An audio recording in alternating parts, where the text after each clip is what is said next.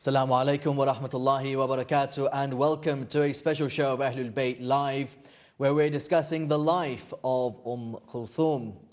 We know, may peace and blessings be upon her, we know that this is a very unique topic and a very special topic, and for that reason we are joined by, this evening, Sheikh Jaffer Ladak, who is the author of a book, of the book called The Hidden Treasure, Lady Kulthum, daughter of Imam Ali and Lady Fatima.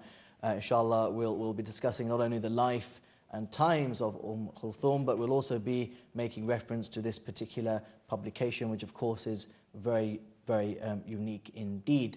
Sheikh Jaffer Ladak, thank you very much indeed for your time this evening. Let's begin by talking about this book. It's called The Hidden Treasure. We should just show it up to the viewers who may want to take a look at it. It's an interesting book because it's, as you put in the introduction, it's the only book in any language that's dedicated to the life and times of Kulthum. Yes. Tell us a little bit more about that. Bismillah ar-Rahman ar-Rahim. Thank you very much. Straight away, someone can probably understand and see for themselves the fact that this is the first dedicated biography to the second daughter of Imam Ali alayhi salam and Lady Fatima salamullahi alayha. It clearly shows that there has been a huge void towards people's understanding of this particular personality. And we can see that in 1400 years since the death of the Prophet and the commencement of Islam, and her own time and life and participation in so many events that we know so well, from the time of what happened with Fadak and what happened with her father in Kufa, eventually what happened in Kerbala to Kufa, Damascus, back to Medina. Despite her being so much part and parcel of a history that we know so well, it's unfortunate that such little is really known about her. And what happens is, in biographies and historical accounts, she's often named, mentioned, but very rarely is something dedicated towards her. So when we saw this and we felt that this was a huge void, we took the time, inshallah, to basically pull everything together, comment, analyze, and bring everything into one publication so we could honor her own personality and history. Sure. As ever, we welcome your calls. Do you have any questions for Sheikh Jaffer Ladak? You can do so, 0203 417 842. If you have any particular questions about the life and times of Kulthum based on this book, or any questions that you may have about what inspired him to write this particular book, then please do call in. Let's talk a little bit about the title of the book. I mean, you call it The Hidden Treasure. Yeah. Why did you choose that title? Well, we find there's a very interesting tradition that comes to us from a Hadith Qudsi, which is a statement made by Allah subhanahu wa ta'ala, which the Holy Prophet of Islam puts in his own words, which is, Kuntu kanzan makhfiya fa ahbabtu an a'raf. I was a hidden treasure. I wanted to be known. And I thought that the title was very apt for even Lady Kulthum salamullahi alayha, in that she is also a hidden treasure. She also wants to be known. The fact that we do know so little about her as a community on a broad base, it kind of depicts everything that she has been through and everything that we can do towards her. The same way we are entrusted with the responsibility of knocking at the door of Allah subhanahu wa ta'ala to know Him, our creator and sustainer, we're also have the responsibility of knocking at the door of the Ahlul Bayt, peace be upon them, to know them, especially by virtue of the famous verse, قُلْ لَا أَسَلَكُمْ عَلَيْهِ أَجْرًا إِلَّا الْمُوَدَّةَ فِي الْقُرْبَى, that the Prophet does not ask for any reward for everything that he's done, except for love for his family members. So I felt that the title was very applicable and something that was also catchy, inshallah, that could be remembered. Yes. And what actually inspired you to write on this particular subject matter? Of all the things you could have written about, you chose this. Why? I mean, if you actually go back into the history of my own self and trying to work as a student of Islam, my mother really introduced me to the spiritual personality of this great lady. And the incident was that she went on ziyarat, and she was told by her group leader, Haji Muhammad Ramzan Ali, that such little was known about her. Right. And that things are disputed. We don't really know where she's buried. We don't know much about her life. We know her name, but nothing really beyond it. And that really shook my mum, because she thought to herself, how could this be? How could such little be known about her? And when I used to begin giving some lectures and studies, she really emphasized upon me and said, you have to look into this person's life. And it was really a fact that there was such a little known about her. And so what I began to do was not only study her, but to compile things.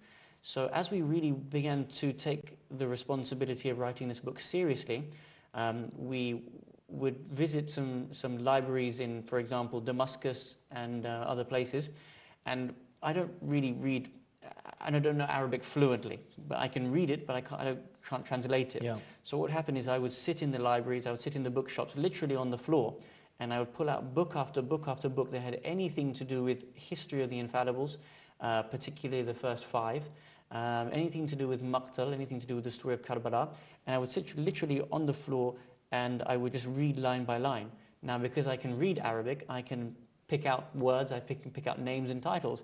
But as soon as I saw a name, Kulthum or Zainab al-Sughra, as is her full name, then I would buy the book and would bring it back to be translated. So it was very much about, you know, getting into the personality and working as hard for her as possible, and that's really what inspired me. Sure. And what was the most interesting facts that you learnt from doing this particular research? Was there something that really stands out and you think, you know what, that's quite unique?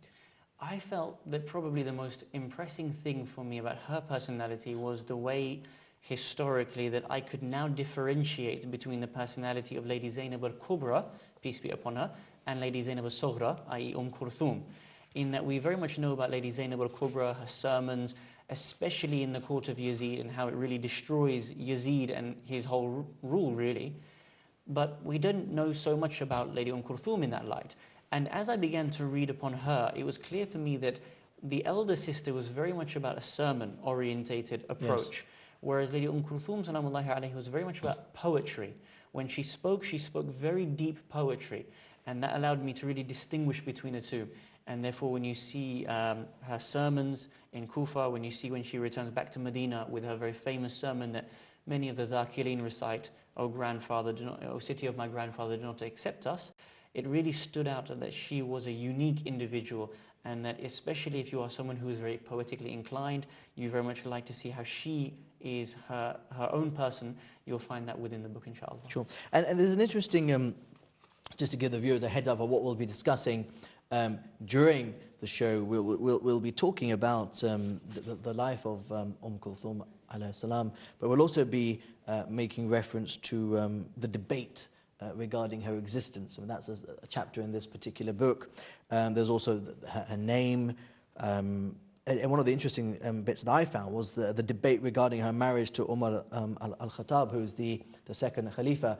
We know that this is an argument that many people bring forth towards the Shia Muslims, that if you have an issue with the second caliph or the second caliph, and you believe that he, well, we know what the beliefs are, I don't need to sit and explain. But if that's the case, why then did Imam Ali alayhi salam give his daughter Kulthum to this particular individual? And it's a far-ranging and quite an interesting debate. And again, there's a whole chapter here discussing that. So I think there's much to go through in this particular show. Again, 0203 4117 842, should you wish to ask any questions. We're now going to go to the publisher of this particular book, Tahsin. We're not going to the publisher at the moment, or are we? Right. Okay, we're not going to the publisher at the moment, but we will eventually, and I'll be notified when we do that. But let's talk a little bit about. Certainly, when I read this book, there were certain parts which were interesting, and some which could be misconstrued. That individuals may attack you for making certain statements, and I just want to, if I may, read these out to you so that you can perhaps have the opportunity to give your perspective on it rather than sort of individuals passing judgment. So here it says, over the years I've observed a general trend that those who are religiously inclined often have an affinity to a particular holy personality. What's the background behind that? Well, I've noticed that many times, especially as lovers of the Ahlul Bayt, peace be upon them all, we find someone who is very unique and we see their story or maybe their ziyarat is particularly effective upon us. And I've seen many times someone is very much has an affinity, for example, with Imam Rida alayhi salam or Imam Kadhim alayhi salam. And that being the case, I felt it was a good starting point based upon the history of the book itself. and that because my mother has a particular affinity with this holy personality, it was something that we could really think about as well. It's a point of reflection because, especially when it comes to the movement of Kerbala, we see that every martyrdom is very individual. Ali Asghar is very different to Ali Akbar and Abbas and so on and so forth. And we always find that one is very key to us. We always find that one in particular moves me the most. I almost have an affinity towards that particular individual. Right. And it's almost a point of reflection that which of the Imams means most to me, which one do I know best, which one has had a most impact on my personality, upon my actual disposition.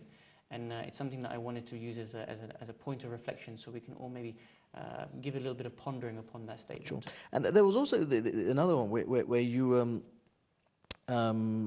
make reference to the fact that I suppose this is interesting because why do you think this is the case? I mean, in here, in the introduction, you write, despite her position within the Ahlul Bayt, alayhim salam, and her contribution to Islamic history, Lady Kulthum, alayhi salam, has been the forgotten member of the Holy Household. The biographical details of her life are scarce, and many scholars have mentioned her only in passing. In fact, many doubt whether she existed at all. Why do you think that's the case? Well, what we have is that Lady Kulthum salamullahi alayha is given that title of Kulthum. There are some biographers and historians that say Lady Zainab al-Kubra, her elder sister, was also given the title Kulthum. And therefore, really we're speaking of one person. And that's something that we go into some depth of in the debate on her existence, because they say that she's actually one Zainab and not two Zainabs. And therefore what's happened is, over a period of time, is that number one, because people have not written on her as an individual, and two, because certain scholars have suggested that she is one, and that there is only one daughter of Imam Ali alayhi salam, Lady Fatima, that this has had an exponential impact. You can imagine over a period of 1400 years worth of literature, when these two components meet, the eventual outcome is that we end up having this lack, which we see today. Hence, after 1400 years, this is the first biography published in any single language. And why do you feel that scholars or others may not have decided to do any research? Well, from what we understand, I'm sure many have done the research. I don't discount that at all. Right. It's my humble opinion that people have either said, because we doubt, there is a doubt upon her existence, we do not want to go further, because prominent scholars have said such a thing. And the second reason is because... But prominent scholars have also said the opposite. Exactly. Right. So this is exactly the point I wanted to make, that just because there is an opinion, there are other opinions as well, which we try to highlight within the book. And because this is the case, it has left an impact upon our community. And the second thing is that we also have a very rigid calendar that we follow. We have Muharram, Safar, Shahr Ramadan, Hajj, and we have a time and a place when we always celebrate and commemorate the lives of the holy Infallibles. The fact that she's been left out of these calendars has had an impact across the world, whereby generation after generation has not had the chance to know her as well as other personalities. So again, if that continues, then the next generation will also be in the sorry state where they don't know her as well. Sure. In this particular book, you obviously make reference to several sources in the bibliography and such like. I mean, what primary sources did you use when compiling this text? But also, how did you go about verifying their authenticity? It's a really good question, because, of course, as a biography, it's going to span a lot of various different books from the Shia and the Sunni. So in regards to the particular chapters, I was able to kind of make the chapters boxed into certain issues. Right. So, for example, when it comes to her existence, there are only going to be certain scholars that will discuss these particular issues. So we have certain scholars that will not believe... How did you choose the chapters before we... Yeah. Well, what I wanted to do was, as a background, go through the title, the name, so that people had a spiritual outlook on her. Because as we know, the titles that are done by Ahlul Bayt are not just as superficial as the title itself. There is a deep ocean within each name and title that is a representative of them. So I wanted to start with a spiritual side to her. And then, of course, being history, it follows a sequential or chronological order in terms of the incidents that take place in her life. She's going to spend a few years with her grandfather, her mother, and so on and so forth. And eventually we'll get to Kerbala. So the titles and the chapters were based upon that chronology. And then when we came to this issue of how to choose, what we did was that I was able to go into the libraries and look for those particular books that referenced the particular issues that we were looking at. Right. So for example, when we take the event of Kerbala, we know that there are several maqatil that speak specifically. So I was able to pull those various books of Maqtal and see where she had been referenced, where she had been named, the particular issues that she had been through. Once you got there, you also have scholars that have commented, and you also have more contemporary resources upon those commentaries. So I was able to look at those as well. Did you undergo any sort of authentication about the source? For example, you know, when you mention in the book, she had several different, Lady Kulthum had several different titles, for example, or you make reference to, you know, certain perspectives that she had. Did you undergo a sort of an exercise of authenticating, or would that have been, I mean, potentially it would have taken you forever? Well, the book has taken us 3 years to complete to this point. So right. When you say forever in relative terms, yes. Yeah. But yes, I mean, as part of, firstly, the skill set that we have to have when, as a researcher, we need to know how to authenticate.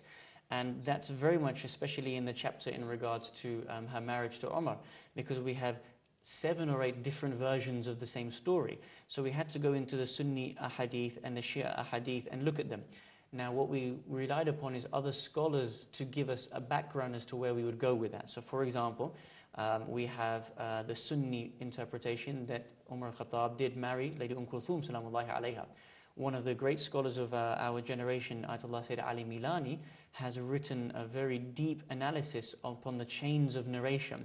Right. And because he is a master of the chains of narration, and I obviously don't have that skill set, it wasn't about me doing the independent analysis on that issue. Yes. I was able to translate or get that particular book translated, and then what we've basically done, in our humble opinion, is copy and paste and put it in the book for the masses to read, inshallah, in a language which is applicable to us within the UK. And you made a lot of reference to we. So I mean, tell us more about that. Well, I mean, I have had help from several scholars, particularly on this book. So, for example, in regards to myself, I would say that maybe I took the time to try to collate everything.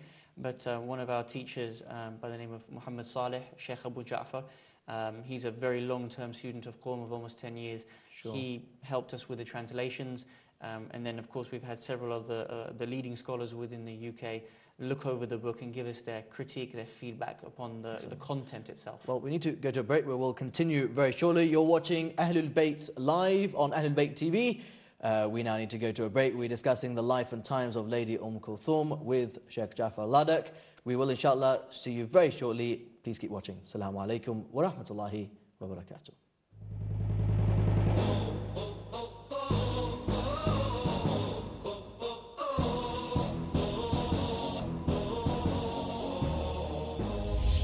Assalamu alaikum wa rahmatullahi wa barakatuh, and welcome to Ahlul Bayt Live, a special show where we're discussing the life and times of Lady Kulthum alayha salam, and our guest this evening is Sheikh Jaffer Ladak.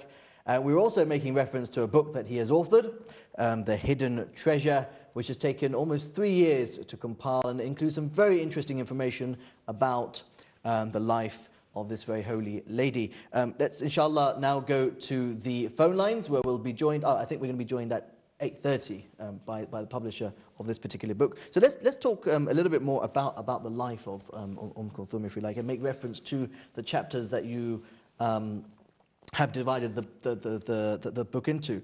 Now, I suppose, tell us about the name. I mean, you start off here by talking about the name Kulthum. Tell us about that. Well, what we found is that the actual name of Kulthum is Zainab. And we found that the majority of the traditions tell us that her name was Zainab al-Sughra, right, because her elder sister is Zainab al-Kubra. And that being the case, that this is where one of the confusions come as to whether she was separated or whether she is the same person. In regards to the title Kulthum, we found that in history, probably the first time we find the title Kulthum being referenced was the sister of Musa alayhi salam. And we know in the story of Musa alayhi salam, when he's sent as a baby down the River Nile and eventually gets to Pharaoh's palace and so on and so forth, that when Musa alayhi salam's mother sends Musa's sister towards the palace in order to see if she can bring the mother back towards suckling. And that's actually Kulthum, who is the sister of Prophet Musa alayhi salam. So what we've tried to highlight there is, because titles are, especially when adorned by Ahlul Bayt, have a great emphasis within them, that it can't just be as singular or as superficial as just the title Kulthum. There must be more to it. Firstly, we have the tradition that we've cited that it's actually the Holy Prophet of Islam, Rasulullah Muhammad sallallahu alaihi wasallam, that has adorned Zainab al-Sughra with the title Kulthum. And because that she is given the same title as the sister of Musa alayhi salam, whatever spiritual achievements, accomplishments and capabilities Musa's sister had, we also make a possible mirror image here that she adorned those issues of bravery and eloquence to stand in front of people who wanted her own brother to be killed. And so Kulthum, the daughter of Imam Ali alayhi salam, also had those same contributions and titles. Sure. I thought that's one question I didn't. I'm glad you actually mentioned that. Kulthum, the daughter of Imam Ali alayhi salam. I mean, tell us more about her generally before we actually go into the in-depth discussion, because that's, I suppose, a question I should really ask at the beginning. Yeah, I mean, what we find is that because we don't have too much on her as a personality, we have to see her in light of other events. So we find probably one of the most famous events in her life is when she is having that final iftar with her father before Imam Ali alayhi salam is struck in the city of Kufa. Right. So we see that she is very, she's linked to every great incident in Islamic history from the time of her birth to the time of her death. And she has her own role to play in each and every single one of those. So it's very much about her and how she served those personalities. Her not being the Imam, her not being Lady Fatima salamullahi alayha, her role is to support their movements. Right. So when Imam Ali alayhi salam has a particular role, or when her mother Fatima has a particular role to play, we try to see how she has assisted those roles. And then you can see her individual contributions, therefore separate from her elder sister Zainab salamullahi alayha. Okay, very interesting. So, bit of analysis of who she is. We've discussed the name. Again, when looking at this book, the most interesting bits that I found was the debate regarding her existence. I mean, the fact that some people believe that the lady does not even exist, I think is quite interesting. And tell us a little bit more about that. I found it completely unique. We touched on that earlier, but tell us more. I mean, I found it unique because exactly for that point that in our history, when we know the Infallibles, their companions and other family members, nowhere else do we really cite this question, did personality A, B or C exist or not? We ask whether they're present, where they were born. Maybe we might have debates over the timelines and debates of when and where, but never their existence. And I found that hugely interesting. So what I've done is I've presented 3 scholars, and they're of very different backgrounds. We have some who are very famous orators, some who are historians, and we try to show that from across the board there is a view that she did not exist. And as we mentioned, because there is only one daughter in that view. And then we've gone back into the historical books. We've gone to some of the most earliest sources, and we've gone to other historians who have analyzed this issue, and we've tried to present their views. So just as an example, one of the earliest great scholars is Sheikh Mufid. Sheikh Mufid has that great book, Kitab al-Irshad, which, as you know, is the book of guidance based upon the need of the Shia Ummah of the time, trying to express basically guidance for the Muslim Ummah based upon the infallible personalities.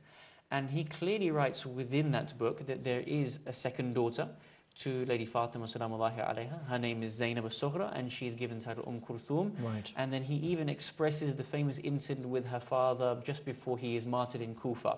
So what we tried to show is that although there is maybe a contemporary opinion that she didn't exist, when you go back through history, there is enough reference to her as an individual, separate from her sister Zainab, which provides us with sufficient evidence that she is actually did exist. Sure. And what arguments are used by these contemporary scholars when it comes to their argument that she didn't exist? It's really based primarily around this name Zainab and this title Kulthum. So what we have is the principle that both named in that same way. But then because history has written such little about the particularities of her birth and death, that everything else in between, they suggest, is actually naming Zainab al-Kubra. Right. So for example, when we see an event in Kufa, for example, a sermon that is made by Kulthum, they say, look, because there is no evidence of her birth, no real evidence of her death, whenever you see anything in between, it's actually about Zainab al-Kubra. So those sermons, those poems are attributed to Lady Sure. Zainab instead of a separate sister as being Kulthum. Sure. And the argument is based within this. We've had to analyze that in some depth, and we've tried to present various arguments as to why we think that's not the case. Okay, fine. Another chapter which you make reference to is, of course, during the life of the Prophet Muhammad, may peace and blessings be upon him. And when talking about this chapter, you actually put something underneath saying the young narrator. Yes. Tell us more about that. What we found in history is that there are a couple of times when Kulthum salamullahi alayha narrates something that she has heard from the Prophet. Right. Which means that despite her young age, either she was spiritually aware of the statement, or that she's able to be satisfied in the chain of narration that came from that. So Rasulullah would have told, for example, Lady Fatima salamullahi alayha, her mother Fatima told Kulthum, and Kulthum then continues to narrate it onwards, which shows that she is taking the narrations from her mother and expressing them onwards, but also is a narrator within her own right, that she wants to present Ahlul Bayt in all the ways. So we've mentioned a couple of the traditions, for example, the famous ones of Mi'raj and the famous ones of Ghadir, when she's narrated to have expressed these issues and presented them to the rest of the world for us to continue. If people within the family and the close companions didn't narrate these traditions, then ultimately 1400 years ago, we may not know them. So she's Sure. part and parcel of a very important sequence of events in history. Sure. All right. Again, you make reference during the life of Lady Fatima, alayhi salam, a witness to calamities. Yes. Tell us more about that. Because I suppose, just for the sake of the viewers, they may be sort of wondering what I'm actually doing. But here we have the book that Sheikh Jaffer Ladak has actually written called The Hidden Treasure. It's Lady Kulthum, daughter of Imam Ali, and Lady Fatima. May peace and blessing be upon them all. And what we're actually doing is trying to analyse her life very briefly. We don't have this show will not last for 3 years. It will only last for another half an hour. So we're trying to sum up 3 years worth of work in 30 or so minutes, but also trying to get a good understanding of what the life of this very unique personality was and what contribution it can not only has made to Islamic history, but also what contribution it makes to us. What difference does it make to us in the modern age? What lessons can we draw from it? So in essence, the book has several chapters, and I'm just asking Sheikh Jaffer Ladak to perhaps summarize what he can in the very limited time available. So if you are wondering why the answers are so short and sweet, as we say, that's because he's been told to do that, so we can actually go through all the chapters in due time. Again, for those of you that may wish to purchase the book, you can do so online. The publisher is Sun Behind the Clouds. You can also visit the website sunbehindthecloud.com, where you'll find the book online. It's also available on other bookstores as well, but obviously ideally you want to get it straight from the publisher in order to benefit them as well. And also I understand that there's a book tour that's taking place in the United States. What's that about? Well, we're heading to the States for Muharram, inshallah. And in the preceding couple of weeks between now and then, tomorrow we're heading to the States in order to present the book. The whole purpose behind this book was to ensure that her personality is known as she deserves to be known. Right. And therefore we don't want to confine that just towards the islands of Great Britain. We want everywhere as possible to go. So inshallah we'll be in Minnesota, we'll be in Orlando, we'll go to Allentown, Albany and New York, and hopefully we'll be able to present the book there, maybe do some speeches on her life and present it to the community. And international audiences can also presumably purchase from this particular website as well? I've already had people contacting me from India and North America, right, asking me if they can, and inshallah if they go through their website, we'll be able to send it out to them wherever they are in the world. Fantastic. All right, so let's go back to what the question I asked you, which was, you put during the life of Lady Fatima, alayhi salam, a witness to calamities. Yes. Tell us more about that. The calamities, as we know, is what happened to Lady Zahra salamullahi alayha after the death of the Prophet, in that it is the Shia belief that she was attacked by the leading political authorities and eventually she was martyred, and so was her unborn child, Muhsin, who eventually would be the brother of Lady Kulthum salamullahi alayha in that sense. Sure. So when this took place, she was maybe 4 or 5 years old. Now, here it's important to make something referenced in that we find in the history of Islam, there have been other great 4 or 5-year-old personalities who have been very aware of the incidents around them. Lady Bibi Sakina, salamullahi alayha, is very aware and plays an integral part in the incident of Kerbala. And therefore, similarly, with her own spiritual, with her own piety and her own spiritual disposition, Lady Kulthum, salamullahi alayha, when she witnessed the attack on her house and her mother's speech for returning Fadak back towards the family, she was witness to this, and it was something that would remain within her and something that she could utilize for the future times. Sure. As we stated, there were times in the future when she needed to speak out. There are times when she needs to speak out against Hafsa in regards to the battle of Jamal. We've dedicated some detail to that. There's times in Kufa and Damascus when she needs to speak out against Ibn Ziyad and Yazid, the tyrants of her time. And she does that, and you can see that she gains this strength from her mother, salamullahi alayha, who also had to do the same thing when she was in her time. Sure. All right, excellent. Well, I now believe that we're joined by the publisher of this particular book, Tahseen Murali, who's from Sun Behind the Clouds. So, Salaamu Alaikum, Sister Tahseen. Alaikum salam wa rahmatullah. Thank you very much indeed for joining us. I mean, quite an achievement after 3 years worth of work. Tell us more. To be fair, all the work is from Brother Jaffer. We're just facilitators and the people that, take the book and do what we can to it to make it available to the audience. But the work is all, inshallah, Brother Jaffer's. So I must congratulate him on that. Sure. And what did you gain by publishing this particular text? Well, everything we do, inshallah, is fi sabilillah wa rasul. So, inshallah, their pleasure is our first aim. Right. Other than that, we aim mainly to propagate the teachings of the Ahlul Bayt.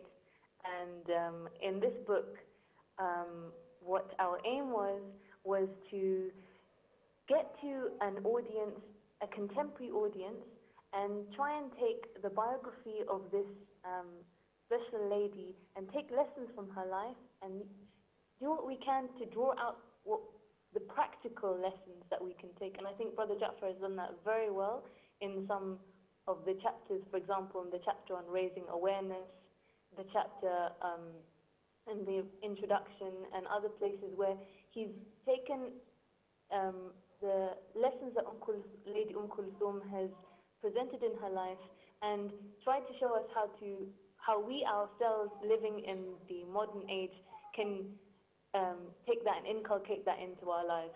Sure. So I think that's the main aim that we had in this book as well. And what have you gained? I mean, any new information after publishing this book?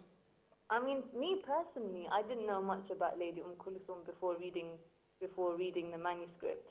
And so for me, it's been a personal journey of getting to know this special lady, of obviously working so closely with the text. I sometimes joke that I'm half is the hidden treasure. Right. Because of the number of times we've had to read it, or the number of times how closely we've worked with it, we, alhamdulillah, gain lots of knowledge about her life. And on a personal level, it's been a pleasure. Sure.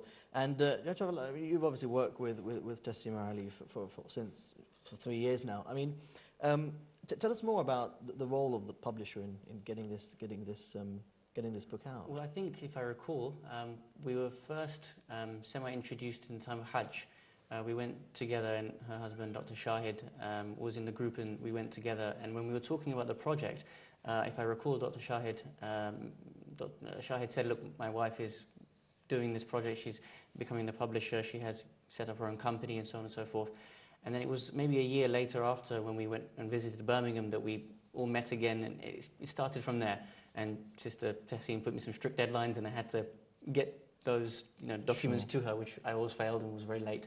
And it was great, because the first thing for me was that this was something completely new for me. I had never embarked on anything like this. And to get someone to give me outside opinion, feedback in terms of edits, the style of the writing was very key for me. And I probably haven't developed any further from that, but I think it's been a huge journey for me personally.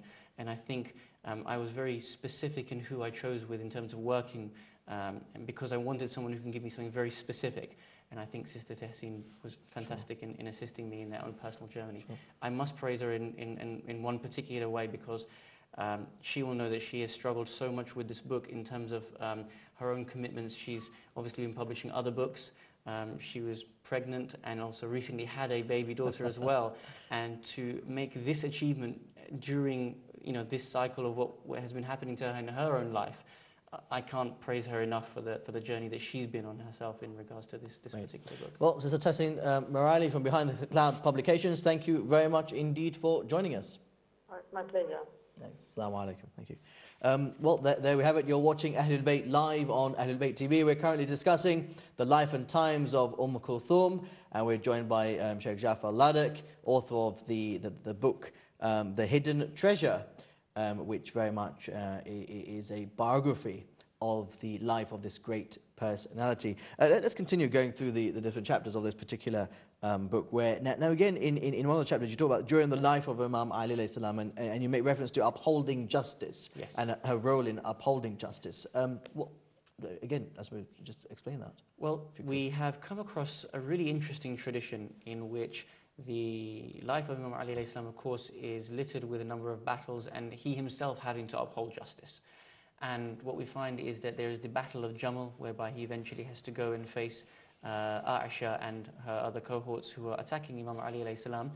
And in the Battle of Jamal, as this is taking place, as this is about to take place, Aisha writes a letter to Hafsa, who is the daughter of Umar al-Khattab, and writes a letter to her suggesting that Imam Ali alayhi salam is on the verge of being slaughtered. That's literally the words, that he will be slaughtered. And she makes reference to a camel as well as to how he will be slaughtered. And she sets a celebration within the city of Medina going in her house at the impending defeat and death of Imam Ali alayhi salam. Now, of course, Medina, everybody will know each other, especially these two very famous households within the Islamic community. And eventually this news gets to Lady Kulthum salamullahi alayha that there is this party being held, and she leaves her house and enters into the house of Hafsa, and she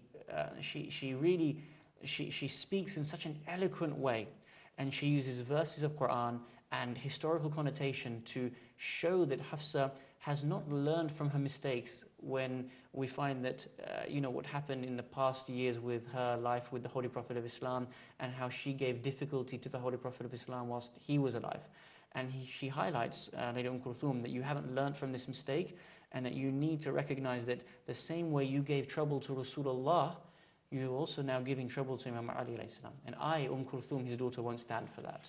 Sure. And then she speaks out. And at this point, that letter that Aisha had written, Hafsa is in such shock about this that she literally rips up the letter and seeks forgiveness and mercy from Allah subhanahu wa ta'ala for her action. And we felt this is a great lesson for all the lovers of Lady Kulthum salamullahi alayha, that she is not only an individual, but she gives us a clear example of what she did to uphold her father's legacy.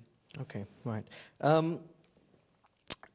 This may take some time to discuss, but of course we've got a break coming up very shortly. We may as well begin the discussion now.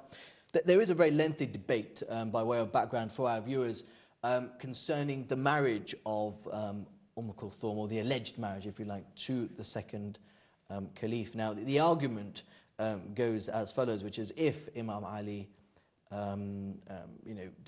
if the Khilafah was usurped, as the Shia Muslims believe it was, why then did Imam Ali alayhi salam give his daughter to Kulthum? And if he did do that, then that simply shows that the whole argument that the Shia is using in relation to this is a fallacy. Tell us more about this. I mean, we know that the actual question of if is a logical fallacy to begin with, because either he was entitled or he wasn't entitled. Whether he gave his daughter to whoever is irrelevant. But tell us a little bit more about this issue regarding the marriage. Well, we have the mainstream Sunni perspective is that Umar married Lady Kulthum. And the reason for this is because he wanted to be joined in terms of partnership towards the family of the Holy Prophet of Islam. And he based this idea upon a tradition which says that when you are married into the family, when you are joined with the family, then in the next world, then you really will be in a state of blessing. So that being the case, he wanted to marry her. Now, the Shia perspective, as you stated, is that that can't be the case, or principally it shouldn't be the case, because Imam Ali alayhi salam had his rights taken, and also Lady Fatima salamullahi alayha is the mother of Lady Kulthum, and Umar is narrated to have murdered Fatima salamullahi alayha. So how can Imam Ali alayhi salam give his daughter's hand in marriage to the murderer of his own wife and the mother of that person. It doesn't make sense. So what we find is that there is now a split amongst the Shia historians. Some say she did marry Umar, but completely under duress, in that there was a forced marriage. Umar threatened in a number of different ways Imam Ali alayhi salam and the household, and that if you do not give that daughter to me in marriage, we will perform A, B, and C. And then there is the second Shia school of thought that says, no, this was a different daughter to Imam Ali alayhi salam, also titled Kulthum. Now, when you say different daughter, of Imam Ali alayhi salam or of someone else? Well, when we say of, it was the stepdaughter of Imam Ali alayhi salam. What we find is that there is a separate argument that shows that Abu Bakr, the first caliph, had a daughter who was also titled Kulthum. After Abu Bakr's death, Imam Ali alayhi salam married the wife of Abu Bakr, and therefore he became the adopted father of this Kulthum. Right. Now, Umar and Abu Bakr being very close companions and friends of each other, it was almost as if a norm whereby he now wanted to marry the daughter of his friend. Right. So he now approached the hand of marriage, and Imam Ali alayhi salam married that daughter off to Umar al-Khattab. So really what we do is we look at all the possible outcomes. We look at that mainstream Sunni view, and in some depth, I must say, look at the content of the narration and the chain of narration itself, and analyze whether they can be upheld in history or not. And then we migrate ourselves to the second side of the debate as to the Shia perspective, which is, as we said, split in two, as to whether it was really Lady Kulthum under duress, or whether it was Kulthum, daughter of Abu Bakr, and that was a different person. And again, we'll discuss that in more depth after the break. After the break, you're watching Ahlul Bayt live on Ahlul Bayt TV. We shall see you very shortly. Keep watching. Assalamu alaikum wa rahmatullahi wa barakatuh.